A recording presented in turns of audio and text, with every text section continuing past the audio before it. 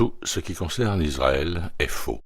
Il s'agit d'une nation entièrement synthétique, créée sans tenir compte des mouvements sociopolitiques organiques de la terre et de son peuple, posée sans racines sur une ancienne civilisation préexistante aux racines profondes. C'est pourquoi elle ne peut exister sans être artificiellement soutenue par une propagande ininterrompue, du lobbying, des opérations d'influence en ligne et de la violence militaire en masse. Israël est une telle fraude que son ministre de la Sécurité nationale d'extrême droite, Itamar Ben-Gvir, a attisé les tensions religieuses en encourageant les militants sionistes à prier sur le mont du Temple, connu des musulmans sous le nom de Al-Aqsa. En effet, la loi juive interdit historiquement aux juifs de prier sur le mont du Temple. Un panneau placé en 1967 et toujours maintenu par le grand rabbinat israélien indique « Selon la loi de la Torah, il est strictement interdit de pénétrer dans la zone du mont du Temple en raison de la sainteté du site. » Il s'agit simplement d'une chose étrange, semblable à un christianisme évangélique, que les sionistes ont commencé à faire en violation de leurs propres traditions et textes religieux pour faire avancer leur agenda nationaliste. Le journaliste Dan Cohen explique sur Twitter « La prière du mont du Temple est à 100% une invention sioniste qui contrevient totalement à la loi juive. Les Juifs ne mettent pas les pieds sur le mont du Temple, et encore moins n'y prient. C'est pourquoi le panneau ci-dessous est affiché à l'entrée qu'empruntent les non-musulmans. » Ben-Gvir l'a annoncé publiquement afin de provoquer une réaction qui servirait de prétexte pour restreindre et expulser les musulmans du site et faire exploser Jérusalem et la Cisjordanie afin d'étendre la guerre régionale. Ben-Gvir tient Netanyahou en otage. Ensemble, ils mènent Israël à l'autodestruction. Il n'y a pas de spiritualité authentique dans un tel comportement. Il n'y a pas de racines, pas de profondeur, aucune connexion. C'est le produit d'esprits occupés par des agendas modernes, sans rien de plus. Israël est tellement fake que les sionistes ont artificiellement ressuscité une langue morte pour que ses habitants aient une langue maternelle commune à utiliser afin qu'ils puissent tous jouer à des jeux de rôle en tant qu'autochtones du Moyen-Orient, dans leur faux pays synthétique. Israël n'a pas de véritable culture propre, tout est un mélange de culture juive, organique apportée d'autres parties du monde par la diaspora juive, de culture volée aux Palestiniens, et de la culture de la haine génocidaire endoctrinée qui est imbriquée dans le tissu du sionisme moderne. La façon dont Israël est devenu la Mecque de la dance music électronique met clairement en évidence un vide culturel douloureux que ses habitants tentent désespérément de combler avec de la pop synthétique vide de sens.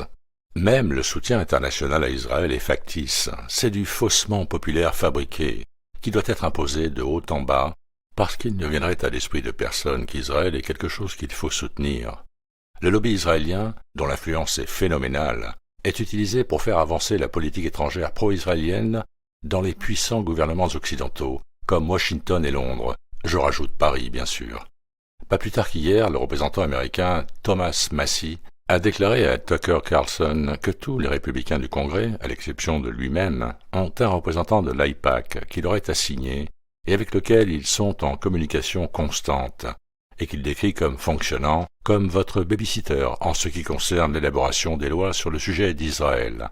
Le lobby israélien existe avec le plein consentement de la machine de guerre impériale occidentale et de son cartel secret du renseignement, car le soutien militaire occidental à Israël est lui aussi factice et frauduleux. L'Empire occidental, dont les intérêts stratégiques bénéficient directement de la violence et du radicalisme au Moyen-Orient, prétend étendre constamment sa présence militaire dans la région afin de promouvoir la stabilité et de protéger un allié important. Mais en réalité, cette présence militaire permet simplement de mieux contrôler des territoires cruciaux riches en ressources, dont les populations s'uniraient autrement pour former un bloc puissant agissant dans leurs propres intérêts. Le lobby israélien est un fabricant de consentement autofinancé qui aide l'Empire à faire ce qu'il veut déjà faire. Le soutien à Israël dans les médias est également factice et imposé de haut en bas. Depuis le mois d'octobre, des médias comme le New York Times, CNN et CBC ont dû faire face à des scandales dus à des fuites de leur personnel concernant des demandes de leurs dirigeants pour qu'ils orientent leur couverture de Gaza au profit des intérêts d'Israël en matière d'information. Brianna Joe Gray vient d'être licenciée par The Hill pour avoir critiqué Israël en tant que co-animatrice de l'émission Rising, un sort que tous les employés des médias de masse savent qu'ils partageront s'ils ne soutiennent pas suffisamment l'ethno-État favori de l'Empire. Le soutien d'Israël par les célébrités est tout aussi forcé. Un courriel récemment divulgué d'Ashley Margolis, gourou influent du marketing et de l'image de marque à Hollywood, demande aux employés de son entreprise de faire une pause dans leur travail avec toute célébrité, tout influenceur ou tout créateur de contenu qui s'affiche contre Israël.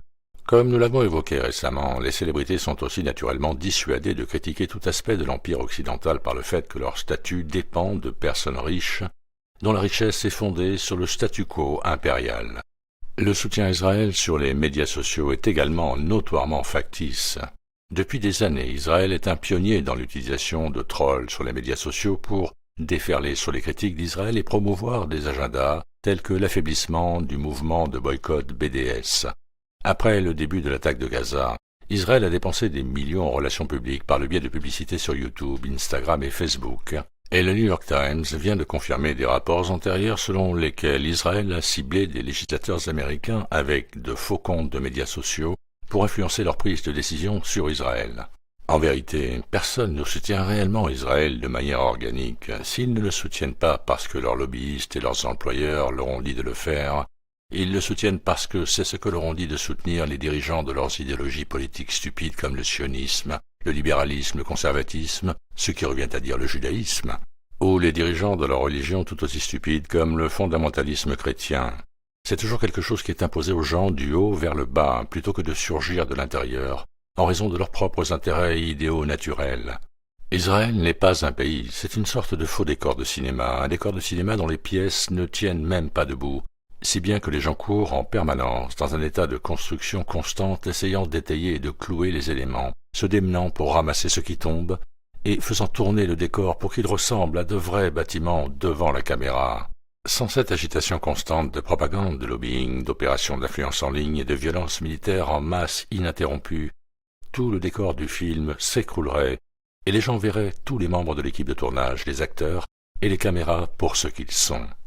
Il est clair que rien de tout cela n'est viable. Il est clair que quelque chose va devoir céder. Ces éléments de décor finiront par s'écrouler tôt ou tard. Il s'agit simplement de savoir quand et quelle doit être la hauteur de la pile de cadavres humains avant que cela ne se produise. Merci de votre attention et à très bientôt sur ITV.